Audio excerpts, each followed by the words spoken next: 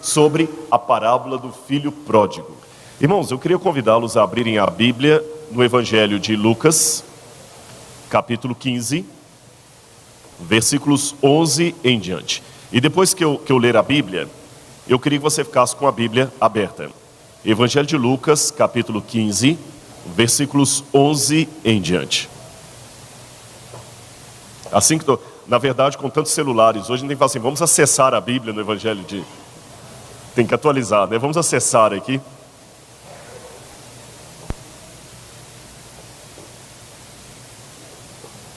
Esse negócio de celular hoje é uma coisa incrível. As pessoas podem fazer qualquer coisa ali, não é? Dizem que num velório uma vez alguém perguntou para o outro assim, escuta, qual é a senha do Wi-Fi? Aí o outro indignado falou assim, respeite o morto. Ele falou, tudo junto?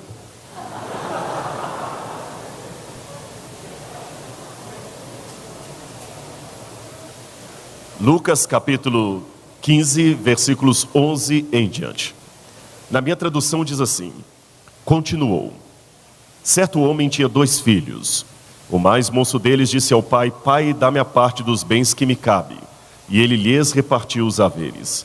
Passados não muitos dias, o filho mais moço, ajuntando tudo que era seu, partiu para uma terra distante. E lá dissipou todos os seus bens, vivendo dissolutamente. Depois de ter consumido tudo, sobreveio àquele país uma grande fome, e ele começou a passar necessidade. Então ele foi, agregou-se a um dos cidadãos daquela terra, e este o mandou aos seus campos a guardar porcos. Ali desejava ele fartar-se das alfarrobas que os porcos comiam, mas ninguém lhe dava nada. Então, caindo em si, disse, quantos trabalhadores de meu pai têm pão com abundância, e eu aqui morro de fome? Levantar-me-ei e irei ter com meu pai e lhe direi, pai, pequei contra o céu e diante de ti, já não sou digno de ser chamado teu filho, trate-me como um dos teus trabalhadores. E levantando-se foi para o seu pai.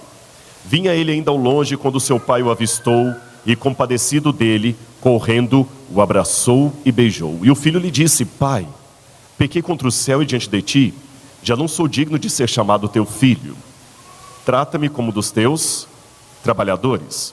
O pai, porém, disse aos seus servos, trazei depressa a melhor roupa e vestiu, ponde-lhe um anel nos dedos e sandálias nos pés. Também disse, matai o novilho cevado, comamos e regozijemo-nos, porque este meu filho estava morto e reviveu, estava perdido e foi achado. E começaram a regozijar-se. Ora, o filho mais velho estivera no campo, e quando voltava, ao aproximar-se da casa, ouviu a música e as danças.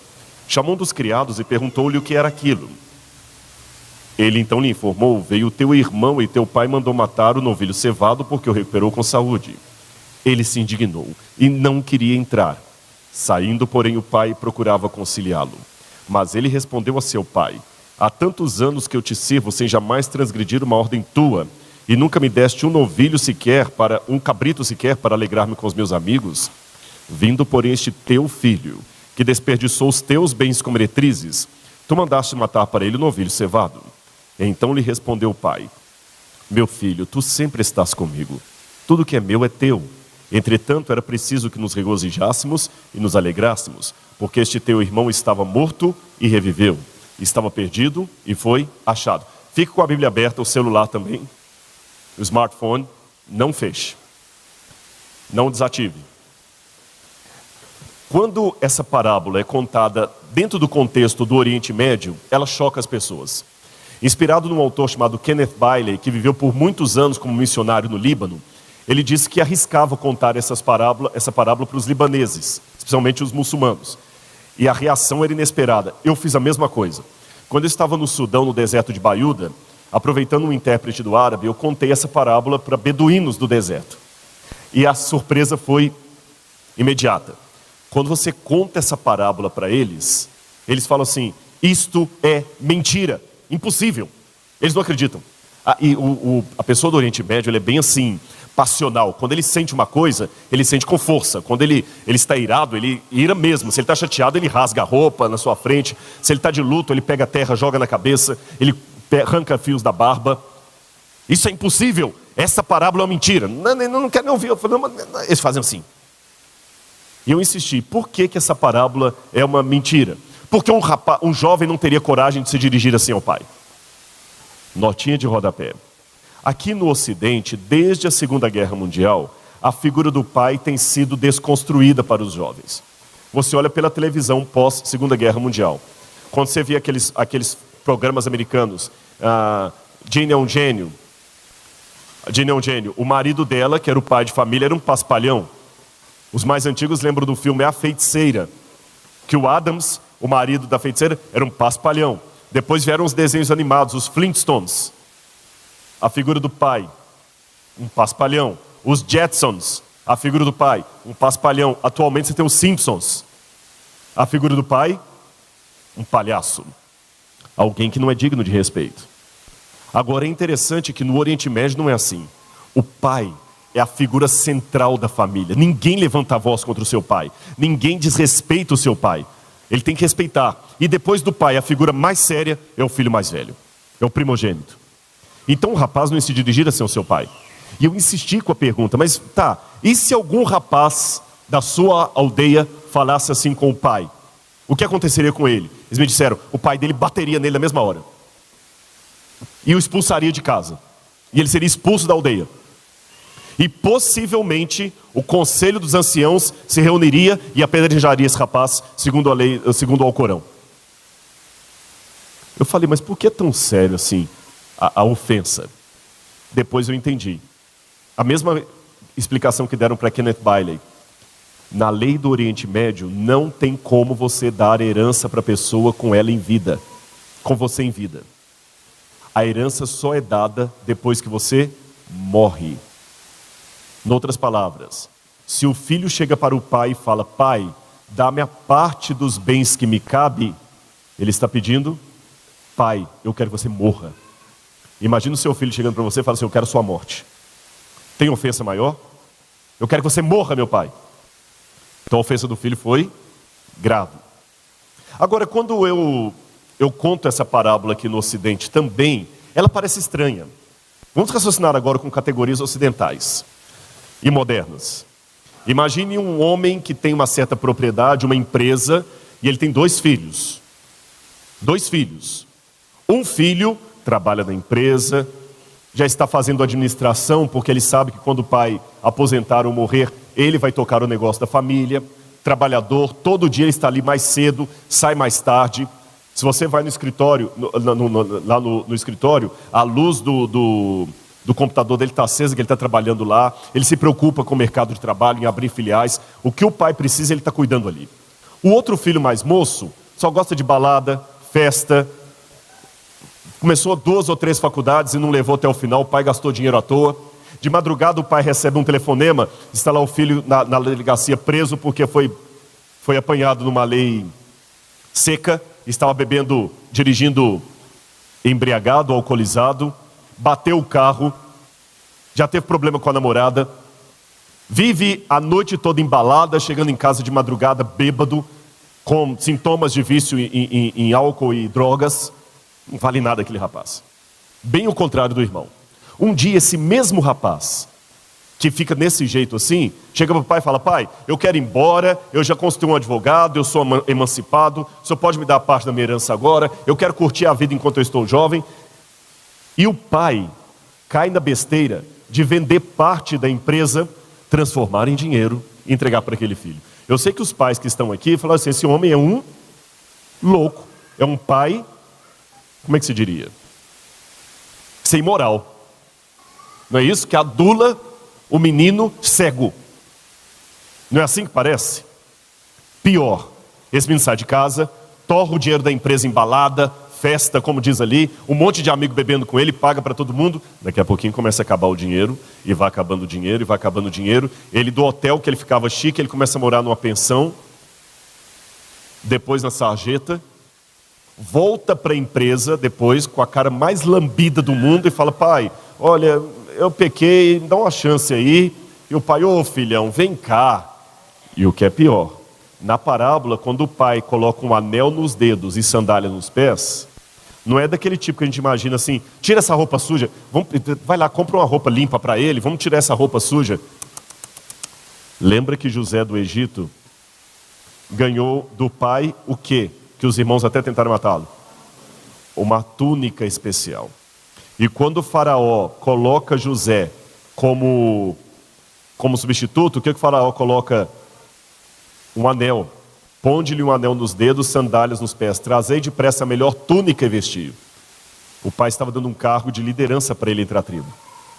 Então, voltando à parábola moderna, o pai vira para esse menino e fala assim: olha, ele vai ser gerente agora da empresa, viu? Se você fosse o irmão mais velho, você ficaria indignado? Sim ou não?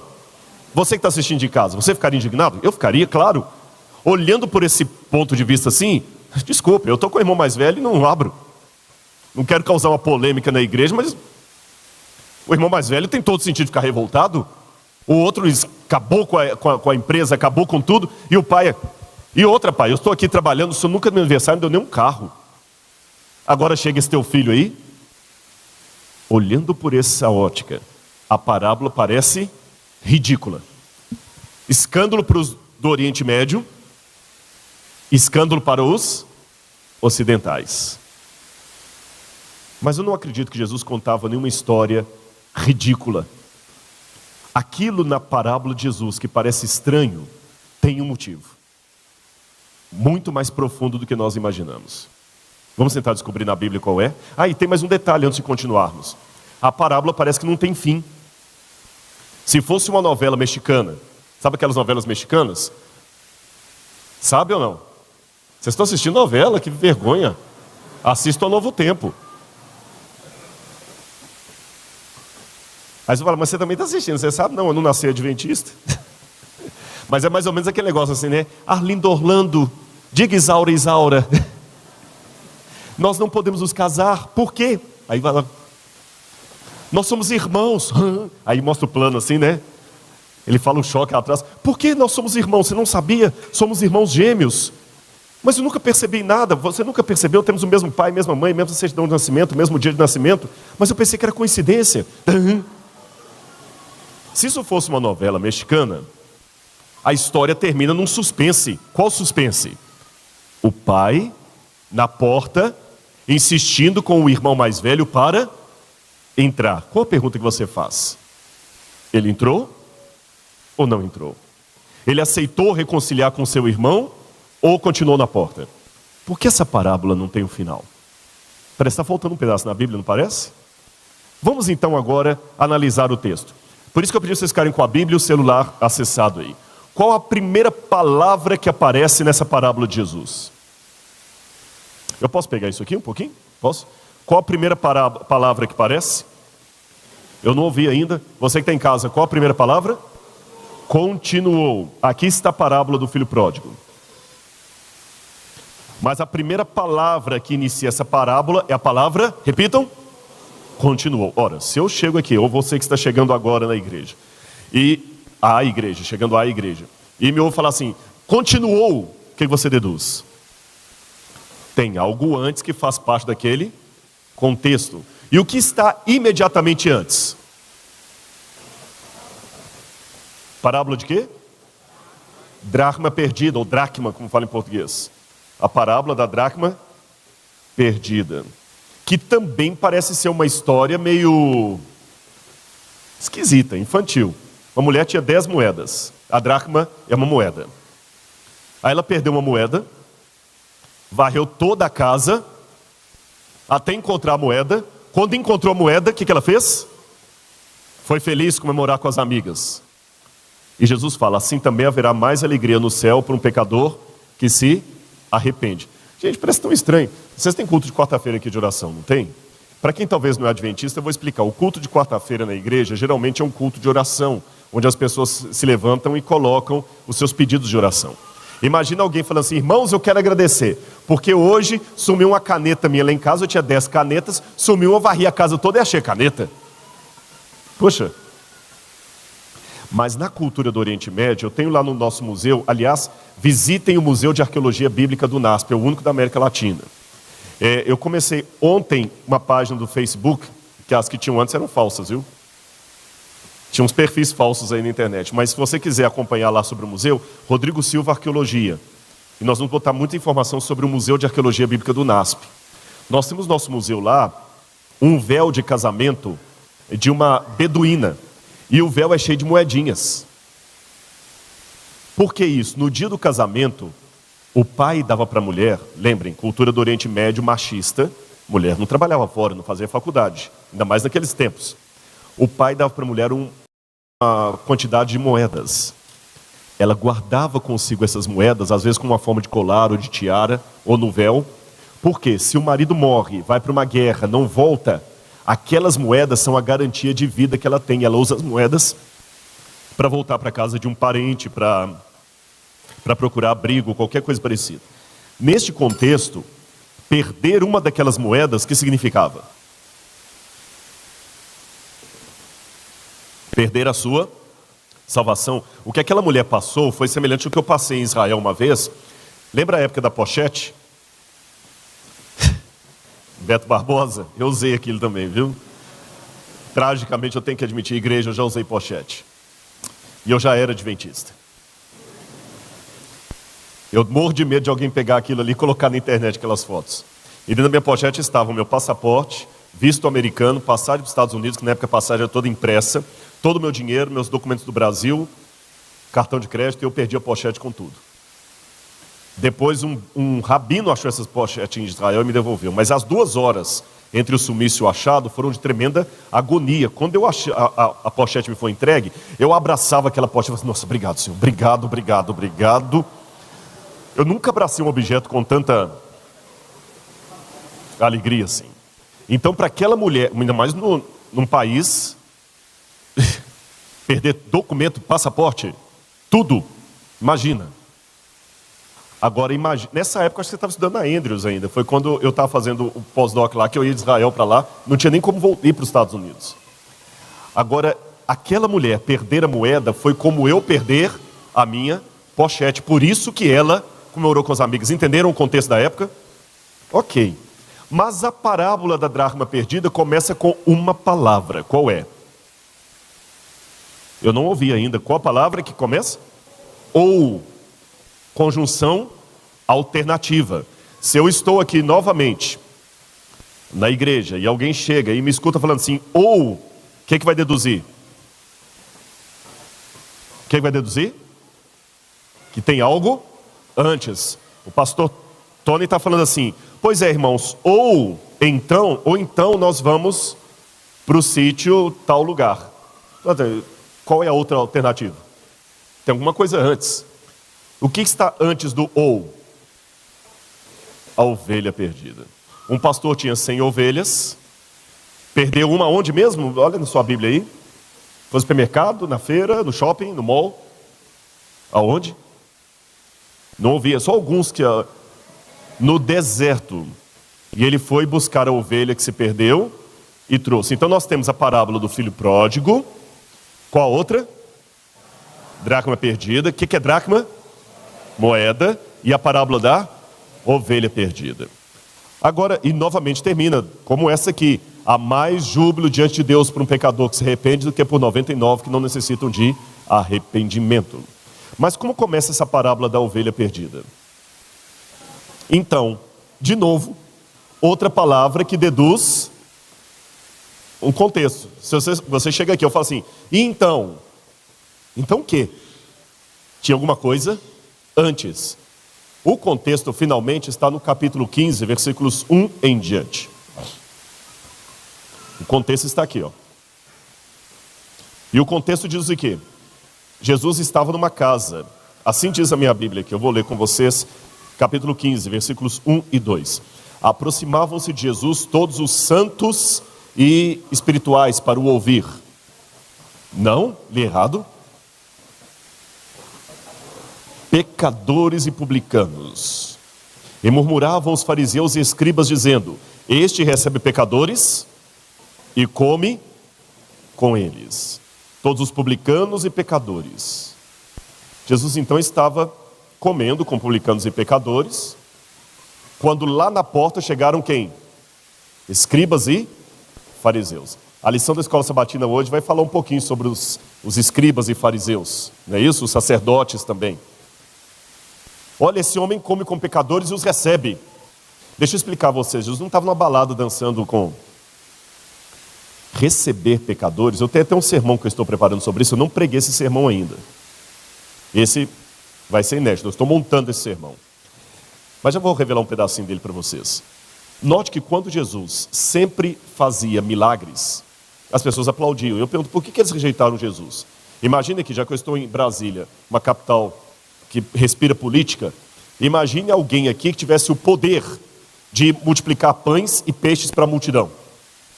Que tivesse um poder de argumentação e fala e retórica que todo mundo pararia para ouvir, até criança e mulher, numa época que criança e mulher eram segregados. Um homem que andava sobre as águas. Todos os partidos iam querer esse homem. Um homem sem nenhum nódulo, sem nenhum dolo. Percebem a questão? Todos os partidos iam querer Jesus. Por que então que o rejeitaram? O problema dos milagres de Jesus foi quando ele começou a curar leprosos, perdoar adúlteras, perdoar publicanos. Esses incomodavam a ala conservadora do judaísmo, porque por mais que eles evitassem essas pessoas e os segregassem, para eles era importante que eles continuassem pecadores. É um problema do legalismo. Eu odeio o pecador, mas eu quero que ele exista. Por que vocês acham? Porque em existindo o pecador, eu fico mais tranquilo com os meus defeitos, porque sempre vai ter alguém pior do que eu para eu ficar tranquilo. Quando Jesus começou a incentivar, a inserir estas pessoas na comunidade, na sociedade, Jesus se tornou persona não grata. Entendem? Quando ele começou a trazer Maria Madalena, quando ele começou a resgatar a pecadora de João 11. E, igreja, eu vou falar uma coisa que eu espero não escandalizá-los. Vocês sabiam que às vezes no nosso mundinho sócio-religioso, a gente tem uma visão muito pequena das coisas. Muito pequena. Você sabia que às vezes uma garota de programa aí pode ter uma mente mais pura do que muitas moças da igreja? A gente pensa em garota de programa sempre como alguém de mau caráter, mas muitas meninas às vezes estão fazendo programa, foram violentadas na infância pelo pai, pelo padrasto, pelo irmão mais velho, perderam todo o respeito pelo corpo próprio, às vezes foram entregues para a escravidão, tem um problema psicológico de desestrutura familiar, se tiver psicólogo aqui sabe o que eu estou falando, que a levou para aquele lado e nós rotulamos as pessoas. É aquela velha frase, temos que odiar o pecado como Deus odeia o pecado, mas amar o pecador que precisa de salvação. Jesus estava assim. Chegam os publicanos e pecadores. Chegam os fariseus e escribas. Jesus então deixa aquele pessoal ali dentro da casa, muito pacientemente, fala assim, tá bom, o que vocês estão reclamando? O senhor está comendo com publicanos e pecadores, está inserindo esse pessoal na sociedade. Tá bom. Posso contar 3 historinhas para vocês? Pode. Vou contar. Havia um pai que tinha 2 filhos, etc, etc. Pergunto para vocês, vamos falar da ovelha. A ovelha sabe que está perdida? Não? Sabe. Quem já teve cachorro aí? Quem já teve cachorro? Cachorro perdido sabe que está perdido ou não sabe? Ele pode não saber o caminho de volta, mas ele tem a sensação que ele está perdido. Boi, quando está perdido, o boi não fica desesperado? Até formiga. Passa o dedo ali quando elas estão em fileira para você ver, que ela perde o cheddar, ficou tudo desesperada. Repito a pergunta, a ovelha sabe que está perdida ou não sabe? E onde a ovelha estava perdida? No deserto. Eu tenho a realidade de alguém que sabe que está perdido e está perdido fora de casa. Alguém que sabe que está perdido e está perdido lá fora. Qual que é a outra parábola? Dracma perdida, a moeda perdida. Moeda sabe que está perdida? Moeda é moeda. A moeda estava perdida onde mesmo? Dentro de casa. Alguém que sabe que está perdido lá fora. Alguém que não sabe que está perdido e está perdido dentro. E finalmente, uma história de um pai e 2 filhos. Um perdido dentro, o outro perdido fora. Um que sabe que está perdido, o outro não. Mas como que o mais velho estava perdido? Bom, simples. Lembra que eu contei para você que o beduíno se escandalizou quando eu contei a história? Que ele, ao pedir ao pai a herança, ele pediu para que o pai morresse? Lembram disso? Lembram também que eu falei para vocês que o filho mais velho era aquele segundo mais respeitado, ele substituiu o pai. Só o silêncio dele não repreender o irmão mais moço já é chocante. Ele deveria repreender o irmão mais novo e mandá-lo respeitar o seu pai. O silêncio dele já é comprometedor. Pior ainda, além do silêncio dele ser comprometedor, ele também recebeu herança. Olha de novo o verso 11 aí. Certo pai tinha 2 filhos. O mais moço disse: pai, dá-me a parte dos bens que me cabe. E ele lhes repartiu os haveres. Plural. Lhes repartiu os haveres. Os 2, o mais velho também recebeu a herança dele. A única diferença entre os 2 é que o mais moço era mais sincero com os seus sentimentos politicamente incorretos e o outro era hipócrita. E eu já aprendi na minha vida que Deus é menos ofendido pela sinceridade de um pecador do que pela hipocrisia de um santo. Não estou justificando que é correto o que você diz, mas pelo menos você é honesto com os seus sentimentos. Um falava que tinha problema com o pai, o outro fingia que não tinha, mas os 2 receberam a herança.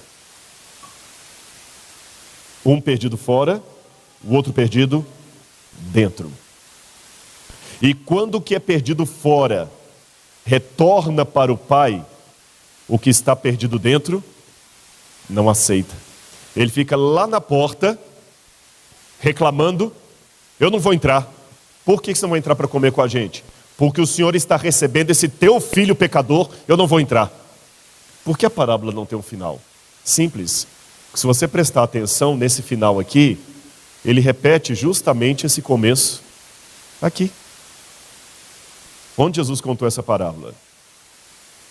À porta de uma casa, ele deixou lá dentro publicanos e pecadores, e veio até o portão para falar com escribas e fariseus. Vocês vão entrar e comemorar comigo, ou vão ficar reclamando aqui?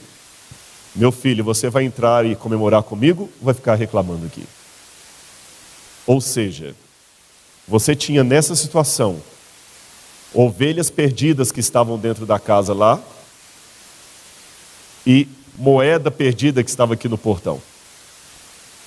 Ovelhas perdidas lá na casa sabendo que estavam perdidas, moedas perdidas aqui não sabendo que estavam perdidas.